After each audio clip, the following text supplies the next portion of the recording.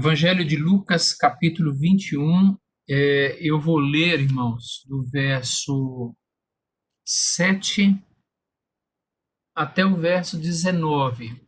Apenas esses versos. O texto nos diz assim: Perguntaram-lhe, seus discípulos lhe perguntaram: Mestre, quando sucederá isso? E que sinal haverá de quando essas coisas estiverem para se cumprir? Respondeu ele: Vede que não sejais enganados, porque muitos virão em meu nome dizendo: Sou eu. E também chegou a hora, não os sigais. Quando ouvirdes falar de guerras e revoluções, não vos assusteis, pois é necessário que primeiro aconteçam essas coisas, mas o fim não será logo. Então lhes disse: Levantar-se-á nação contra nação, e reino contra reino. Haverá grandes terremotos, epidemias e fome em vários lugares, coisas espantosas e também grandes sinais no céu. Antes, porém, de todas essas coisas, lançarão mão de vós e vos perseguirão, entregando-vos às sinagogas e aos cárceres, levando-vos à presença de reis e governadores por causa do meu nome. E isto vos acontecerá para que deis testemunho.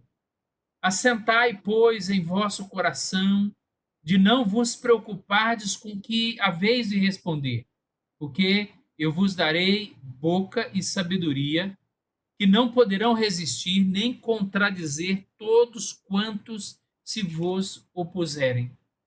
E sereis entregues até por vossos pais, irmãos, parentes e amigos, e matarão alguns dentre vós. De todos sereis odiados por causa do meu nome. Contudo, não se perderá um só fio de cabelo da vossa cabeça. É na vossa esperança que ganhareis a vossa alma. Irmãos, por enquanto, apenas até aqui a passar o texto da palavra do Senhor para o nosso coração. Vamos orar. Quero convidar você mais uma vez, podemos orar juntos e pedindo a bênção e a orientação de Deus para a leitura, para a exposição do texto. Santo Deus, a nossa vida está nas tuas mãos, como sempre esteve. E agora, num momento como esse, tão especial, quando estamos reunidos como igreja, pedimos agora a bênção do Senhor para a palavra que foi lida e também será explicada. Alimenta o nosso coração, dá-nos, ó Deus, cada vez mais confiança naquilo que o Senhor deixou escrito para nós, e que a tua palavra possa ser o veículo de ânimo, de encorajamento e de esperança e perseverança para cada um de nós. Abençoe-nos nessa noite, dependemos do Senhor, para que na exposição possa haver clareza e fidelidade. Pedimos que o Senhor nos ajude nisso. Oramos assim no nome de Jesus. Amém. Bom, irmãos, toda vez que acontece alguma tragédia, toda vez que acontece alguma coisa que envolve o sofrimento de muitas pessoas, e isso se torna de maneira pública às vezes, e muitas pessoas acompanham isso nos jornais, nas mídias, nas redes sociais, normalmente se levanta uma pergunta, um questionamento. Olha, onde que está Deus em tudo isso?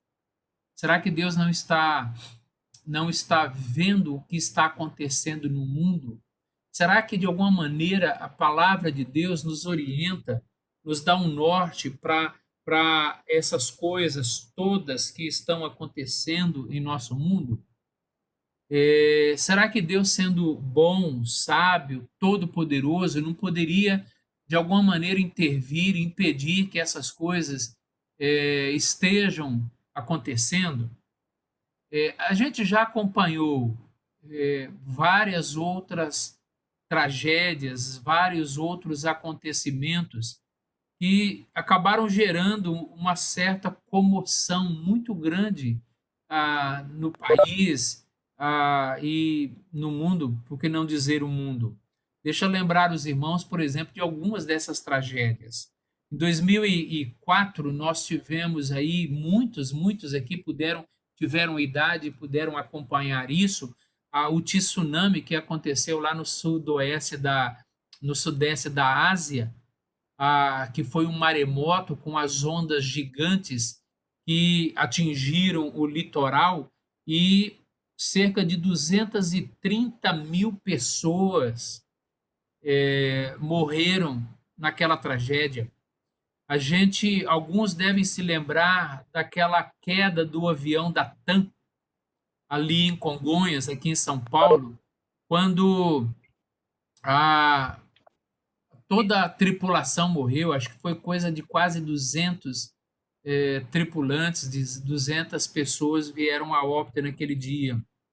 Quem não se lembra de 2013, o acidente que aconteceu lá na Boate Kiss, lá em Santa Maria, no Rio Grande do Sul, o incêndio que levou a vida de 242 jovens.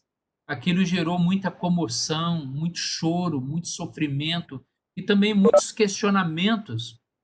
Quem não se lembra do rompimento da barragem lá em Brumadinho, que também deixou um número muito grande de mortos? Isso esteve nas mídias durante semanas, por que não dizer meses?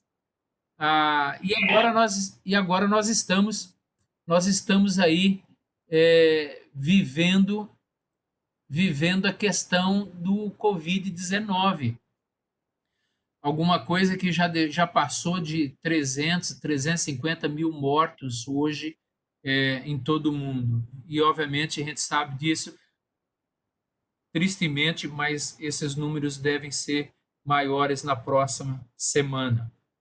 Agora, o que essa passagem do Evangelho de Lucas, o que esse sermão de Jesus pode nos ensinar a respeito desse momento trágico, difícil, triste, calamitoso que nós estamos vivendo, bem como explica todas essas outras tragédias que a humanidade já teve que enfrentar.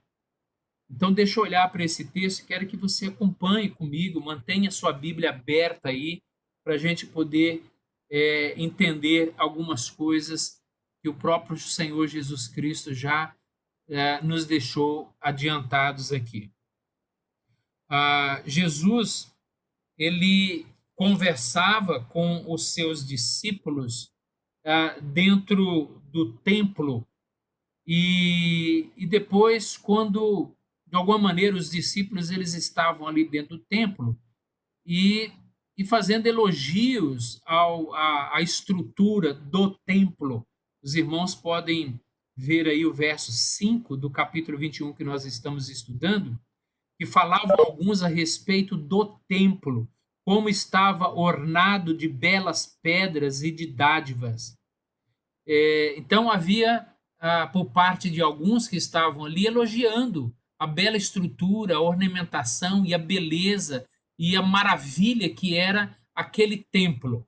E aí então Jesus diz para aquelas pessoas, inclusive para os seus discípulos, de que vede essas coisas, dias virão em que não ficará pedra sobre pedra que não seja derribada. Jesus estava falando exatamente sobre a destruição do templo de Jerusalém, ele está falando da queda de Jerusalém e o templo de Jerusalém, que também o templo seria destruído.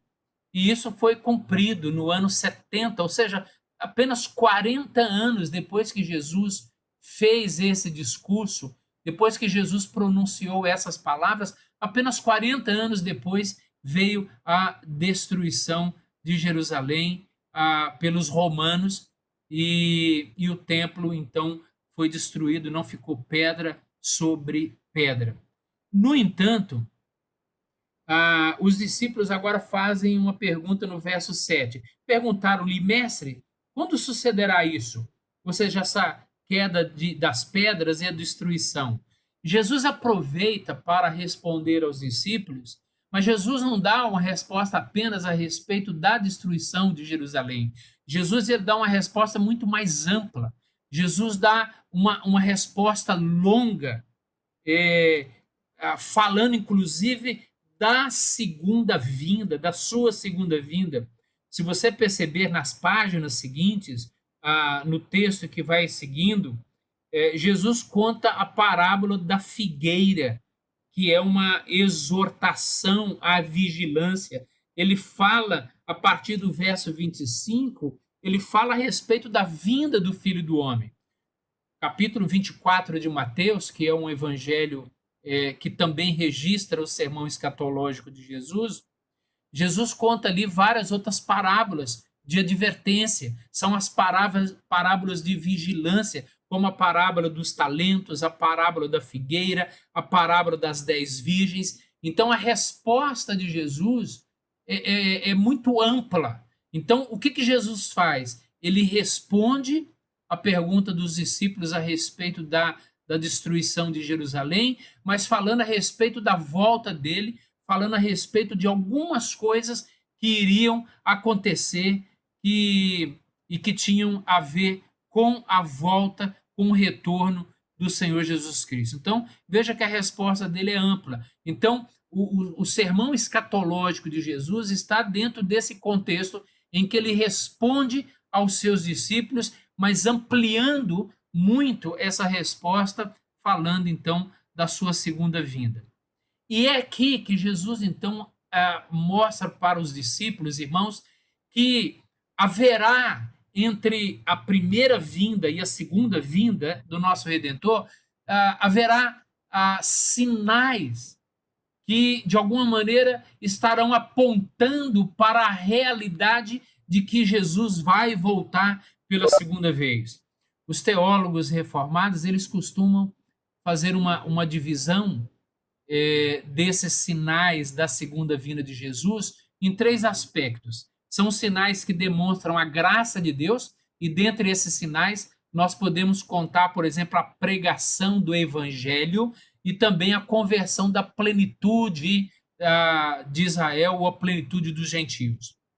Segundo, os sinais que demonstram a oposição contra Deus. Aí haverá perseguição, a apostasia, a aparição do anticristo. Então são sinais que demonstram que Jesus está voltando, mas são sinais que demonstram a oposição contra Deus. E fala também, são sinais, o terceiro aspecto que os teólogos reformados colocam, que são os sinais que falam do julgamento do mundo, que o mundo está sob um julgamento. E aí que então entra os seguintes sinais: guerras, terremotos, pandemias, pragas destruidoras. Então, esses sinais estão dentro desse aspecto dos sinais que falam a respeito do julgamento de Deus. Então, resumindo isso, só para tentar ficar mais claro para os irmãos, quais são os sinais a respeito da vinda de Cristo? Nós temos os sinais que demonstram a graça de Deus, como a pregação do evangelho e a conversão da plenitude dos gentios.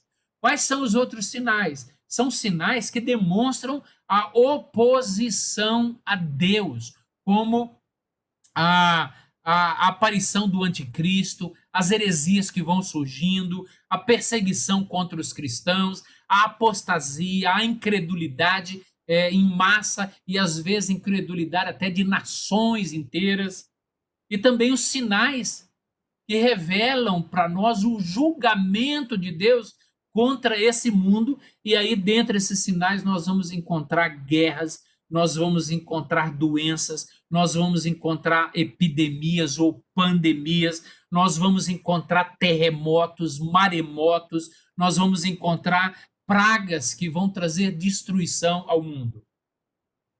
Agora, olhando para isso, olha para os sinais que Jesus fala para nós aqui, a partir do verso de número 8, olha que Jesus diz. Agora eu quero olhar de maneira um pouco mais específica com os irmãos esses sinais e você vai me dizer se esses sinais não estão presentes no nosso contexto e na nossa realidade. Veja esses sinais. Verso 8. Ele diz assim, é, aliás, verso de número 9. Desculpe, irmãos, é o 8 mesmo. Respondeu ele: Vede que não sejais enganados, porque muitos virão em meu nome dizendo: Sou eu. E também muitos vão chegar dizendo: Olha, chegou a hora. E Jesus fala: Não sigais essas pessoas. Isso porque, irmãos, um dos sinais que revelam para nós de que nós vivemos exatamente esse período e esse contexto da segunda vinda de Cristo é o engano religioso. O engano religioso ele está presente desde que Jesus pronunciou essas palavras. Nós temos visto com os falsos cristos, os falsos profetas, nós vemos os falsos irmãos pregando e promovendo um ensino que é totalmente contrário ao evangelho. Nós temos visto pessoas que têm declarado um falso cristianismo, ensinos que não comungam em nada com aquilo que os discípulos, os apóstolos deixaram escritos, que a palavra de Deus deixou para nós aqui, conforme nós a vemos, essas verdades nós vemos aqui registradas. Então, a gente acompanha no dia a dia da igreja em nosso país e no mundo, a gente vê como que tem havido uma explosão de falsas igrejas. A gente tem visto no mundo inteiro o misticismo invadindo as nossas comunidades. A gente vê isso pela televisão, a gente assiste isso pelos meios de comunicação, as pessoas dando mais valor, mais credibilidade ao misticismo do que aquilo que a palavra de Deus ensina. Então, esse é um sinal que Jesus deixa claro aqui para nós. Olha o outro sinal, verso de número 9 e 10. Ele diz aqui: quando ouvirdes falar de guerras e revoluções, não vos assusteis, pois é necessário que primeiro aconteçam essas coisas. Essas coisas precisam acontecer primeiro antes que ele volte, né? Então, ao longo da história, nós temos assistido tantas guerras e às vezes a gente não consegue nem entender direito a quantidade de guerras que existe, principalmente lá no Oriente Médio. Ou seja, Jesus falou isso e na terra dele e circunvizinhas é o que mais tem acontecido nos últimos anos. Ah, tem um escritor que ele diz que a história, ao longo da história, tem havido pelo menos 13 anos de paz, um ano de paz a cada 13 anos de guerra. Teve alguém que chegou a fazer um estudo a respeito disso, um ano de paz a cada 13 anos de guerra. Você liga a televisão, você lê os jornais e você vê constantemente informações a respeito, notícias a respeito de guerras, a respeito de revoluções. Nos últimos 100 anos, a gente não tem visto o mundo experimentar um momento de paz. A gente só tem ouvido falar a respeito de guerra. E mais de 200 milhões de pessoas têm morrido em muitas dessas guerras. Só a Segunda Grande Guerra Mundial, que durou aí de 39 até 45, morreram quase 90 milhões de pessoas. Verso 11, Jesus diz assim: haverá grandes terremotos, grandes terremotos. No ano 79, ou seja, 40 anos depois que Cristo disse isso, e você já deve ter lido, ouvido falar, por exemplo, do Monte Vesúvio na Itália. 40 anos, apenas 40 anos depois que Jesus pronunciou essas palavras, o Monte Vesúvio entrou em erupção e destruiu as cidades de Pompeia e Herculano. E milhares de pessoas foram mortas, foram sepultadas, ficaram debaixo das cinzas. 40 anos depois, Vesúvio explodiu e Pompeia e Herculano foram soterradas. O mundo tem sido sacudido por terremotos. Isso aqui não é novidade para nós. O Japão tem tido terremotos, vários terremotos, centenas às vezes de terremotos todos os anos, alguns pequenos, alguns numa escala muito pequena, e eles já estão tão acostumados que quando treme a coisa, eles já sabem que é assim mesmo. Mas em 2011 teve um terremoto e muitas pessoas morreram. Cerca de quase 10 mil pessoas morreram no Japão por causa do terremoto. E o tsunami que eu mencionei no início, o tsunami foi um maremoto, mas foi um movimento das placas em que as ondas gigantes, por causa dos movimentos das placas, houve-se então ali um movimento das ondas gigantes e que levou à morte de quase 250 mil pessoas. Nós estamos enfrentando agora uma pandemia. Mas veja, ao longo da história, essas coisas, elas vêm acontecendo. Quando Jesus fala aqui no verso 11 que haverá epidemias ou pandemias, que é a mesma coisa, pandemia só porque agora é global, é mundial, é uma epidemia que se tornou mundial, mas quando ele fala de uma epidemia, ele está falando de pragas que atingem, pragas que chegam a famílias, a bairros, cidades, por que não dizer mundos, por que não dizer o globo?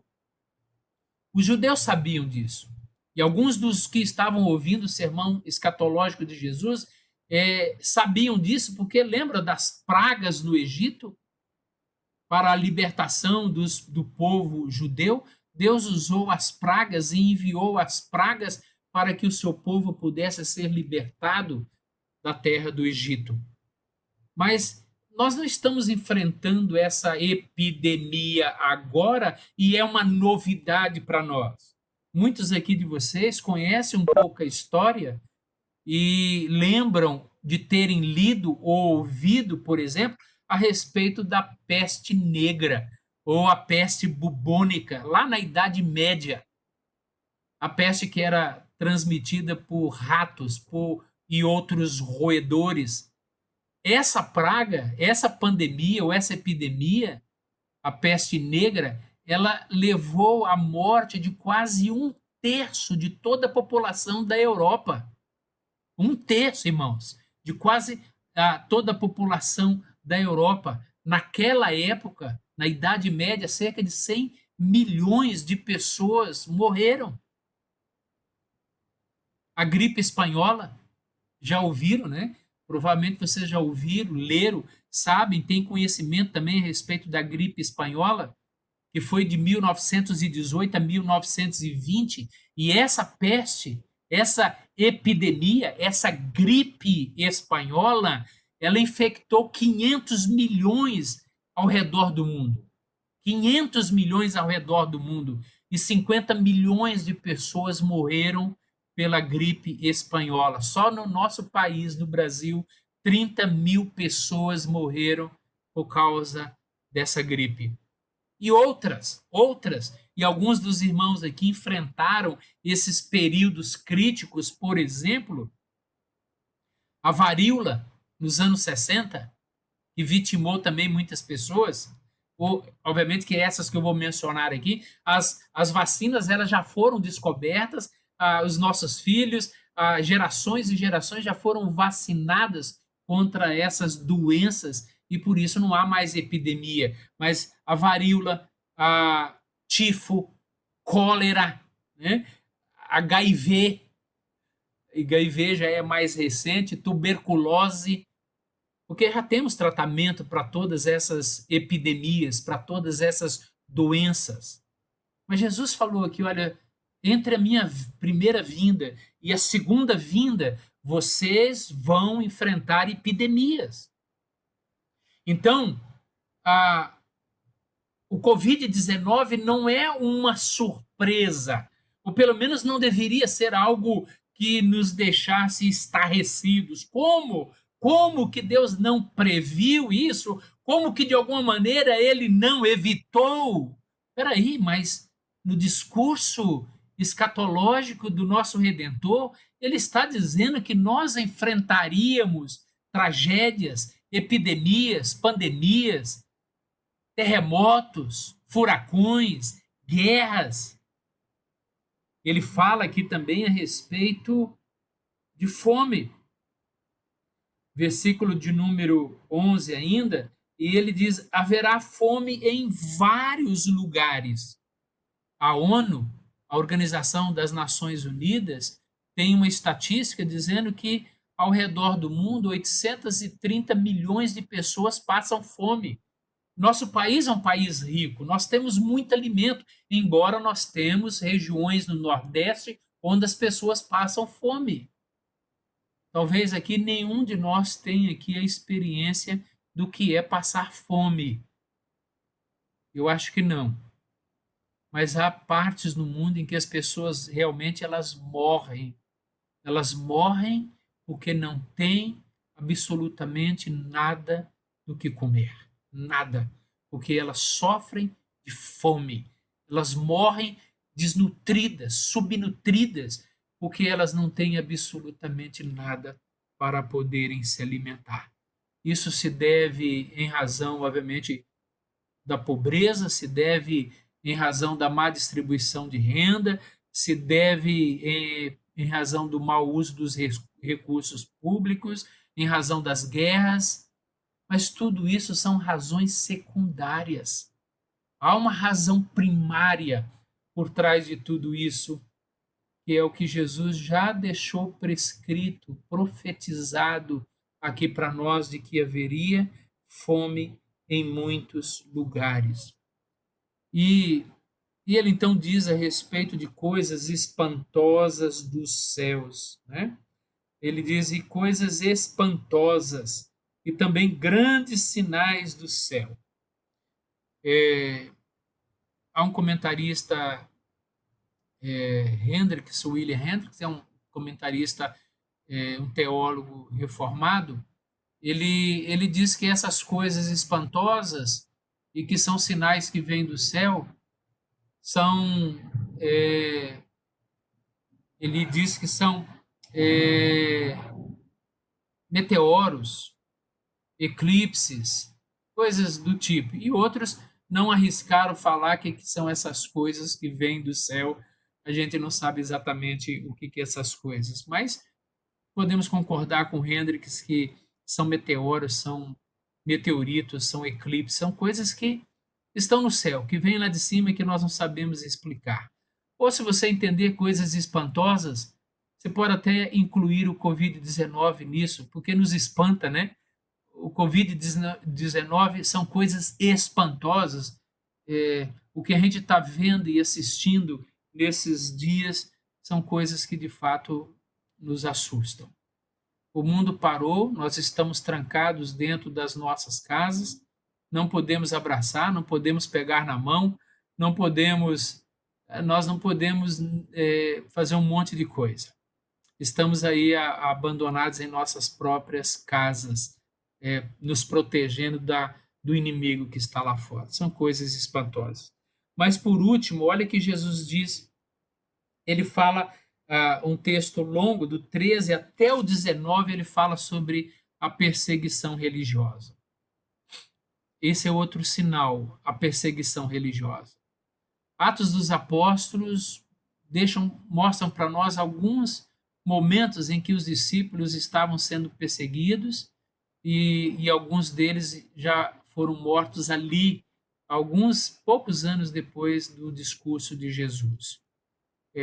Vários foram mortos na perseguição de Nero, na dura, cruel, cruenta, sanguinária perseguição que Nero colocou sobre os cristãos. Muitos foram jogados aos leões, muitos foram queimados vivos. Irmãos que foram perseguidos, servos, crentes que foram perseguidos. Hoje, você sabe disso, o Arthur, que é o nosso diretor aí do Conselho Missionário, tem trazido e procurado trazer, às vezes, algumas informações para nós a respeito da igreja perseguida. A Missão Portas Abertas faz questão de publicar em seu site um ranking dos 60 países, mostrando o grau de perseguição em cada um desses países. Queridos irmãos, ainda nos nossos dias, nós sabemos que há cristãos que são assassinados, que são mortos em razão da sua fé. Cristãos que são obrigados a abandonar os seus lares, que são agredidos, que são mortos, que são mandados embora do emprego, irmãos que são perseguidos nas mais variadas formas e maneiras. Hoje há países em que você não pode cultuar a Deus em um determinado lugar. O culto, se quiser acontecer, ele tem que ser dentro da sua casa, sem qualquer tipo de aglomeração de pessoas. Há países onde não há nenhuma liberdade em se cultuar a Deus, em se pregar o evangelho. Mas veja, Jesus também disse que isso aconteceria. Isso não é novidade. No nosso Brasil, nós não temos uma perseguição declarada, mas temos uma perseguição um pouco velada. Alguns dos nossos direitos e da nossa liberdade religiosa, às vezes ela tem sido mutilada, nas universidades, nos diversos campi universitários desse país. A nossa fé, às vezes, ela tem sido mutilada. Nós temos sido zombados, ridicularizados por aquilo que nós cremos. Jesus adiantou de que isso estaria acontecendo, não é novidade. Agora eu quero chamar a sua atenção para, e eu vou caminhando aqui por uma conclusão, e o irmão Gabriel já deu um spoiler um pouco na última quinta-feira, mas foi bênção, viu? Foi muito importante. Depois da fala dele, eu acrescentei uma coisa aqui, depois que ele falou, que me deu um insight, me chamou a atenção para isso, né? Mas no verso 9 desse texto de Lucas que nós lemos, veja o que Jesus diz, e eu quero chamar a sua atenção para isso. Olha o que Jesus diz no verso 9 de Lucas 21. Quando ouvirdes falar de guerras e revoluções, não vos assusteis, pois é necessário que primeiro aconteçam essas coisas, mas não é o fim. O que é o fim? O fim é a vinda de Cristo, a segunda vinda dele. Mas ele está dizendo, olha, antes que eu venha pela segunda vez, antes que haja a minha segunda vinda, antes que chegue o final de todas as coisas, porque a vinda de Cristo coloca fim a todas as coisas, a segunda vinda dele. Então, isso, antes que isso aconteça, ele está dizendo, olha, é necessário que essas coisas aconteçam. Essas coisas que nós acabamos de mencionar aqui, todas essas coisas que Jesus mencionou aqui, guerras, terremotos, fome, perseguição, epidemia, doenças, pragas, tudo isso aqui que ele mencionou. Agora, a pergunta, irmãos, que nós podemos fazer para nós é a seguinte: ele está dizendo que é necessário que isso aconteça. É necessário, é preciso que isso aconteça. Aí a gente pergunta o seguinte: mas por que é necessário? Gabriel já respondeu um pouco lá na quinta-feira passada, mas deixa insistir em alguns pontos aqui, e quem sabe até repetindo uma coisa ou outra que ele já colocou no nosso estudo bíblico na quinta-feira. É necessário, sabe para quê? Sabe que é necessário, por exemplo, a gente enfrentar uma pandemia? Sabe por que é necessário a gente enfrentar lutas, tribulações, dificuldades? Por que é necessário que esses sinais aconteçam? É necessário para provocar um quebrantamento e arrependimento do coração humano. Deus está, irmãos, através desse vírus, Deus está convidando o mundo a se prostrar diante dele. Alguém me mandou um vídeo hoje à tarde e eu assisti um pedaço desse vídeo onde vários presidentes e primeiros ministros de alguns países dizendo que eles estão perdendo a batalha contra o vírus. E eles se pronunciando, dizendo: nós estamos perdendo a batalha, nós não sabemos mais o que nós vamos fazer, está difícil, nós não sabemos a quem recorrer, então nós estamos aqui para dizer que nós precisamos buscar a Deus. Deus vai ser a solução para a nossa nação, Deus vai ser uma alternativa e uma solução para nós. Veja que coisa interessante. Eu não estou dizendo que isso vai acontecer com todos, acredito que não. Acredito que não, mesmo porque incredulidade também é um sinal dos tempos. Mas é necessário que essas coisas aconteçam para Deus poder, de alguma maneira, despertar a raça humana, para provocar arrependimento no coração, para refrear o pecado das pessoas, para poder incutir, irmãos, temor no coração das pessoas. A Europa ocidental, por exemplo, berço do protestantismo e historicamente o berço do protestantismo e do catolicismo, tornou-se uma das regiões mais seculares do mundo. Mais seculares do mundo. Quem se diz cristão em vários países da Europa vai à igreja uma vez por mês, quando muito. Igrejas na Europa que estão vendendo os seus templos porque as pessoas não vão mais às igrejas. Por exemplo, na França, 2 em cada 10 franceses, presta atenção nos números, 2 em cada 10 franceses afirmam frequentar a igreja pelo menos uma vez por mês. Apenas uma vez por mês, de 2 a cada em 10. Olha que coisa. Quando a gente vai para a Inglaterra, é pior, 1 em cada 10 ingleses frequentam a igreja. Na Inglaterra, a igreja fecha cerca de 20 igrejas por ano. 20 igrejas por ano na Inglaterra fecham as suas portas porque não tem mais gente para ir às igrejas. Na Alemanha, 515 igrejas estão fechando nos últimos 10 anos.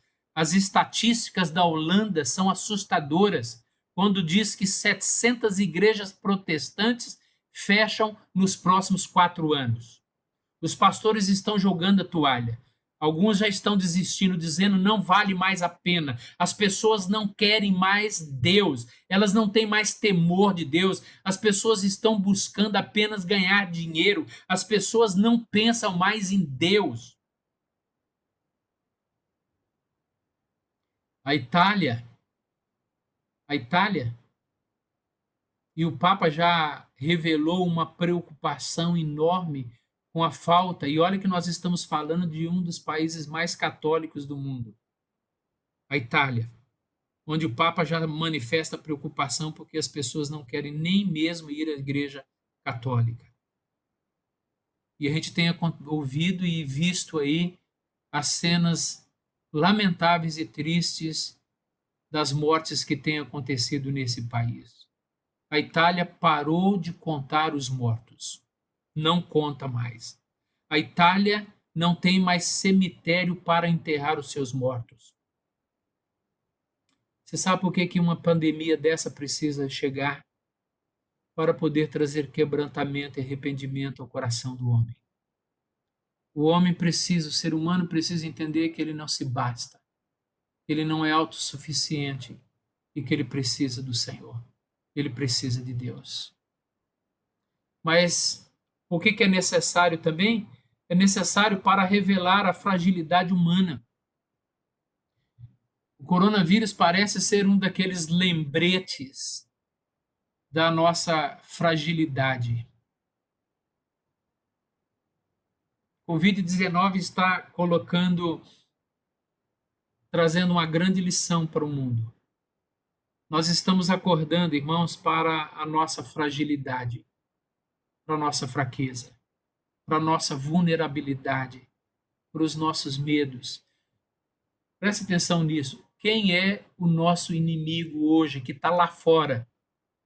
Quem é o nosso inimigo que faz com que eu fique dentro de casa 10 dias seguidos, sem poder sair na rua? Quem é o inimigo? Quem que está lá fora que de alguma maneira eu não posso ir, porque senão ele pode me atingir? Quem é o meu inimigo hoje? É um vírus que você não consegue vê-lo a olho nu. Um vírus que está colocando grandes estadistas hoje de joelhos. E de joelhos, não no sentido de que eles estão agora orando, mas colocando eles de joelhos, se quebrantando, porque eles não estão entendendo exatamente o que está acontecendo no seu país.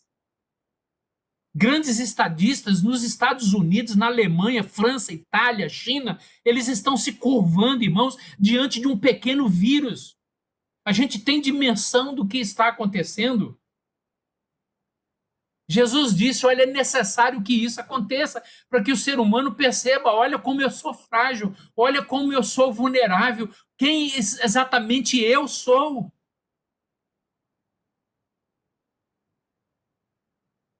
Colocando de uma maneira mais jocosa, mas um espirro está matando pessoas.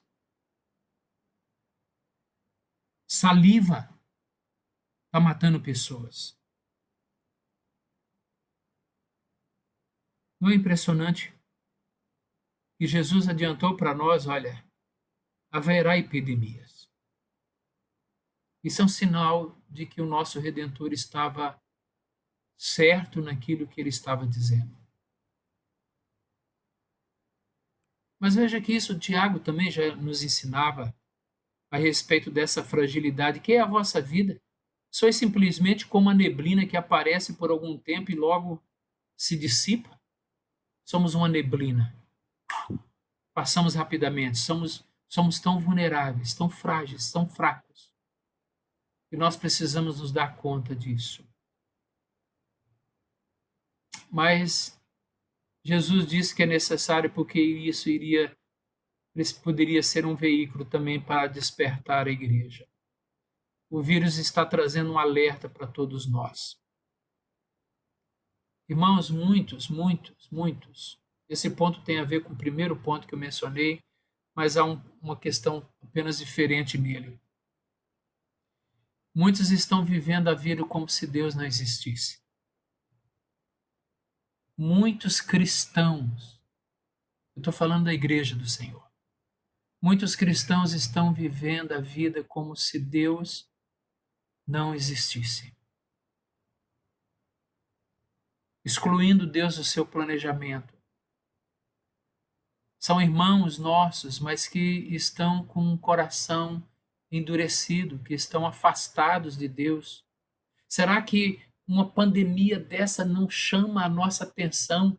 Isso, de alguma maneira, não deve trazer um despertamento em nós? Hoje eu fiquei sabendo de um ex-aluno, Gabriel, do direito, se formou em 2018, talvez tenha sido até seu colega de turma, você deve ter conhecido. Ele morreu com 26 anos. 26 anos, era um advogado já, mas com 26 anos o vírus o pegou e ele morreu. 26 anos.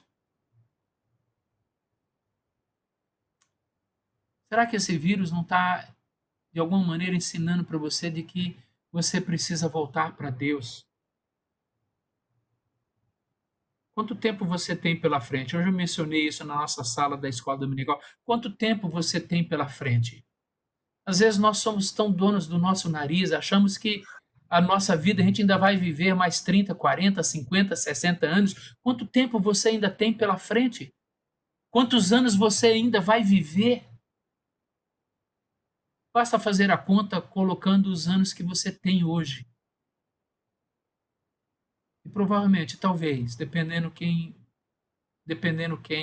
você não vai viver o mesmo tempo que você já viveu. Talvez você não viva um quinto do que você já viveu.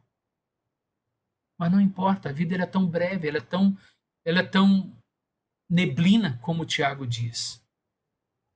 E aí eu preciso entender que uma pandemia dessa deve dizer para mim que talvez eu esteja valorizando muita coisa que eu não deveria valorizar. A minha conta bancária não é mais importante do que o meu relacionamento com Deus. Eu não preciso correr desesperadamente para tentar ganhar a vida de tal maneira que eu deixo as coisas de Deus em segundo, terceiro ou quarto plano. Não, Deus é mais importante. Eu tenho que entender que o coronavírus, o Covid-19, de alguma maneira, irmãos, está nos ensinando de que eu preciso buscar a Deus em primeiro lugar na minha vida. Eu preciso ter mais temor no meu coração. Deus está nos chamando a igreja para ela ser despertada para uma vida santa. Deus está querendo despertar a igreja para ser uma igreja mais solidária, mais generosa, despertar a igreja para abandonar o individualismo. Olha só, individualismo. Eu sei, às vezes é crente sim em Cristo Jesus, mas vive uma vida voltada para o seu próprio umbigo, é uma vida individualista, não se importa com mais ninguém. Hoje você entende, através dessa pandemia, dessa doença, que nós dependemos uns dos outros. Nós dependemos uns dos outros. Que a saúde do outro depende extremamente daquilo que eu faço. Nós dependemos, somos todos iguais. Um vírus como esse nos iguala a todos nós. Mas em quarto e último lugar, o vírus quer nos ensinar, essa pandemia quer nos ensinar de que a nossa redenção ela está mais próxima. É o que Jesus diz no verso 28, que eu não li, mas ele diz assim: ora, ao começarem estas coisas a suceder, exultai e erguei a vossa cabeça, porque a vossa redenção se aproxima. Quando a gente olha para essa pandemia, para tudo isso, a gente deve olhar isso também com uma certa esperança. A esperança de que a nossa redenção ela está mais próxima. A redenção é a volta de Cristo, a redenção final. Eu e você somos redimidos em parte. Eu e você somos salvos em parte, porque já aceitamos a Cristo, reconhecendo-o como Senhor e Salvador, mas ainda não estamos salvos completamente. A nossa redenção ainda vai acontecer de maneira plena, e isso só vai ser possível com a segunda vinda de Cristo. E é por isso que Jesus está dizendo: quando tudo isso começar a acontecer, entenda uma coisa, a redenção sua está se aproximando. Olhe para o coronavírus, para essa pandemia, entenda, a nossa redenção está mais próxima. O Covid-19 só reforça essa verdade para nós. Reforça a verdade da nossa, algo sobre a nossa existência, irmãos. É que a vida, preste atenção nisso, a nossa vida, a vida humana, ela nunca foi normal. Para com isso. Ela nunca foi normal. Ela sempre foi cheia de crises. A vida sempre foi uma vida cheia de crises. Nós podemos, quem sabe, estar entorpecidos para essa realidade de que a vida nunca foi algo normal. E deixa eu fazer aqui uma citação de C.S. Lewis, e ele disse isso em 1939, em um culto vespertino na igreja dele, quando ele pregou um sermão intitulado Aprendizado em Tempos de Guerra. Isso porque estava começando, era o início da Segunda Grande Guerra Mundial, que viria a terminar só em 45. Mas aí, em 39, estava começando a Segunda Grande Guerra Mundial e C.S. Lewis, o grande C.S. Lewis, prega um sermão e ele diz assim no sermão: a guerra, e aí você pode substituir a guerra pelo Covid-19. Ele diz assim: a guerra não cria nenhuma situação absolutamente nova. Ela simplesmente agrava a situação humana permanente de tal maneira que não podemos mais ignorá-la. A vida humana sempre viveu à beira do precipício. A cultura humana sempre teve de existir sob a sombra de algo infinitamente mais importante do que ela mesma. A vida nunca foi normal. Até mesmo os períodos que julgamos ser os mais tranquilos, como o século XIX, foram, sob um olhar mais acurado, cheios de crises, situações alarmantes, dificuldades e emergências. Fecho aspas. Veja, ele disse isso em 1939. Se você substituir guerra por Covid-19, a gente poderia dizer exatamente isso, nesses dias que nós estamos vivendo. Queridos, eu termino dizendo o seguinte, olha, Deus está envolvido no Covid-19. Deus está ativamente envolvido com ele. Ele não só permitiu a existência desse vírus, como nós vimos na palestra do Dr. Marcos Eberle, e quem pôde assistir viu essa criação desse vírus, que coisa fantástica, que a criação de algo que veio de uma mente inteligente. Só Deus poderia ter criado algo como esse coronavírus. Então, Deus não apenas permitiu a existência desse vírus, mas tudo foi ordenado e planejado por ele. Deus controla reis e controla vermes. Deus controla reis, nações e controla vírus. E Deus ainda é o mesmo, ontem, hoje e será para todo sempre. Deixa eu dizer agora já terminei, mas deixa eu dizer algumas coisas para você, 4 coisas simples aqui. Imitar aqui o Gabriel, viu, Gabriel? 4 coisas simples aqui aplicando para você. Agora, você que ouviu tudo isso, você fala assim, tudo bem, pastor, mas o que eu faço agora com tudo isso? Bom, há muita coisa para fazer, mas eu quero dar 4 dicas, só 4 dicas para você. Primeira coisa que você tem que fazer, faça uma avaliação da sua vida espiritual. É tempo de arrependimento, é tempo de quebrantamento, é tempo de se humilhar na presença de Deus. Coloque em ordem a sua vida, coloque em ordem a sua casa, coloque em ordem o seu relacionamento com o Senhor. Há pecados que precisam ser abandonados. Deus está colocando um prumo sobre a sua vida. Ele está medindo você nesses tempos de coronavírus. E Ele está dizendo, ajuste a sua vida, coloque em ordem, há mudanças que precisam ser feitas. E esse questionamento, essa avaliação você precisa fazer. Segunda coisa, continue confiando e descansando em Deus. Deus, irmãos, é sábio.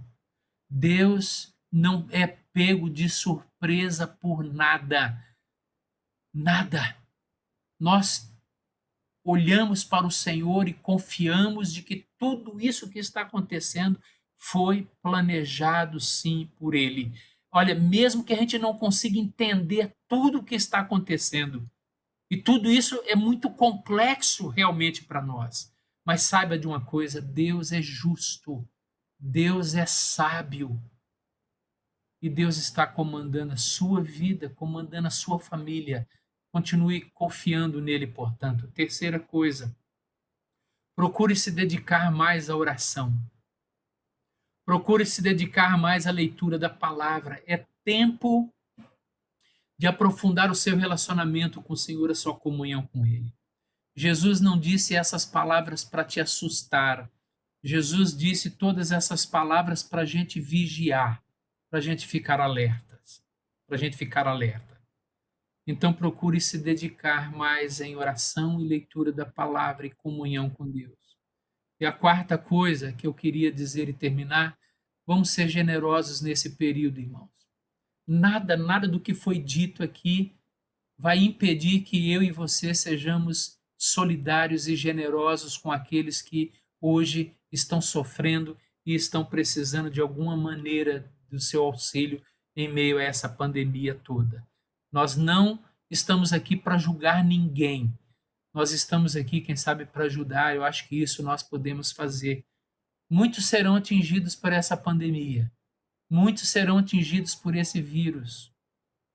Alguns vão ter uma consequência mais trágica, porque vão morrer. Outros vão perder emprego. Outros vão ter que ter redução de renda. Outros, de alguma maneira, vão sofrer as consequências em meio a um país que vai desacelerar na sua economia. E aí o que é que nós temos que fazer? Ajudar-nos uns aos outros. Então procure se importar com quem está do seu lado.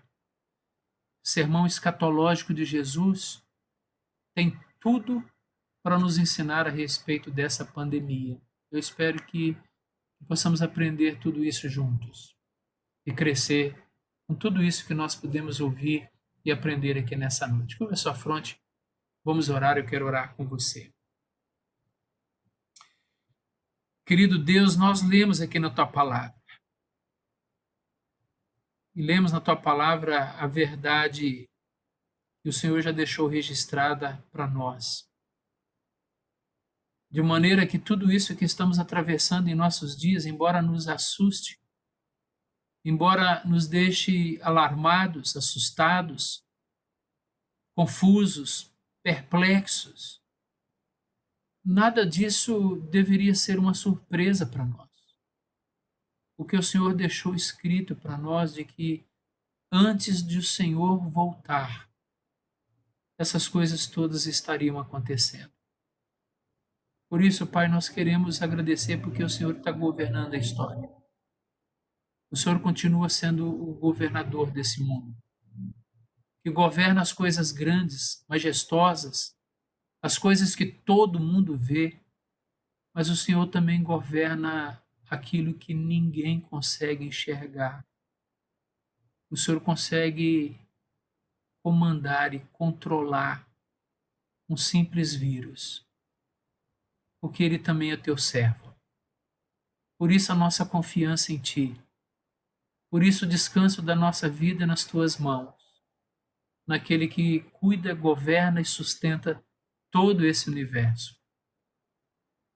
Mas terminamos, Pai, a nossa reflexão nessa noite, colocando a nossa vida, colocando a nossa igreja, colocando a nossa família, colocando o nosso país, colocando o mundo nas Tuas mãos. Sabemos que todas essas coisas estão cumprindo um propósito.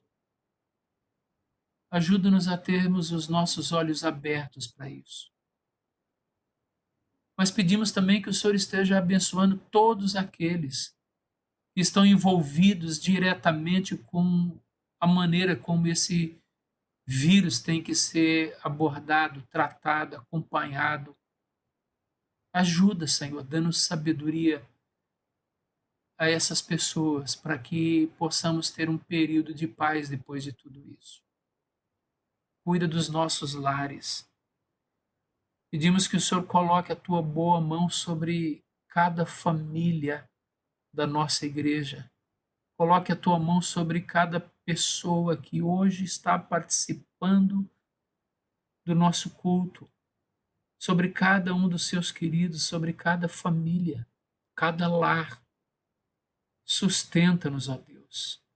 Ampara-nos. Dá-nos um coração temente ao Senhor, dependente do Senhor, confiante no Senhor.